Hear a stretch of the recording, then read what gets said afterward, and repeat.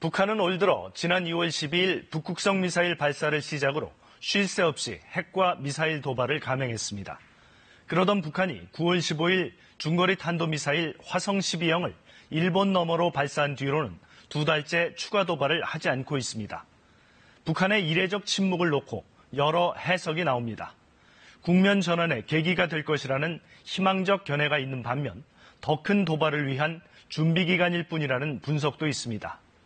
앞으로 두세 달이 북핵 위기의 중대 분수령인 것만은 분명해 보입니다. 이 국면은 사실상 한반도 비핵화를 위한 마지막 기회입니다. 이번 국면은 미국이 주도하는 강력한 대북 압박과 제재가 만들어낸 것이란 분석이 힘을 얻고 있습니다.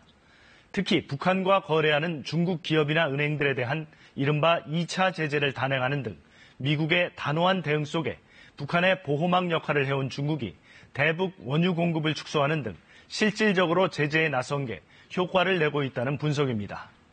실제로 지난 9월 북한의 6차 핵실험 뒤 북한산 철광석이나 석탄의 대중 수출액이 올 상반기보다 30%가량 줄었다는 자료가 공개됐습니다. 틸러슨 미 국무장관은 제재가 북한 주민과 군부 일부에게까지 영향을 주고 있다며 제재 효과에 만족감을 표했습니다. 그제 발생한 판문점 공동경비구역을 통한 북한 병사의 귀순이 북한 내부의 동요와 무관치 않을 것이란 분석도 나옵니다. 지난 9월 하순 동해 북방 한계선을 넘어가 비완비 전략폭격기 등을 동원한 대북 공습훈련을 전격 실시했던 미국은 항공모함 3척을 한반도 인근 해상에 집결시켜놓고 군사훈련을 하는 등 대북 군사 압박도 최고조로 끌어올려 놓았습니다.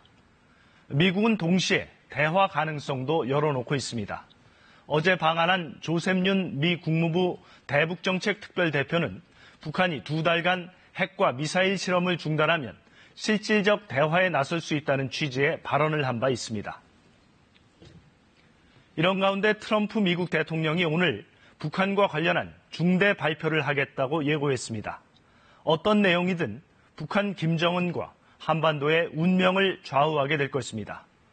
북한의 핵 보유국 진입을 저지하기 위해 국제사회가 어느 때보다 일치 단결해 있는 이 국면에서 반드시 한반도 비핵화의 전기를 마련해야 합니다.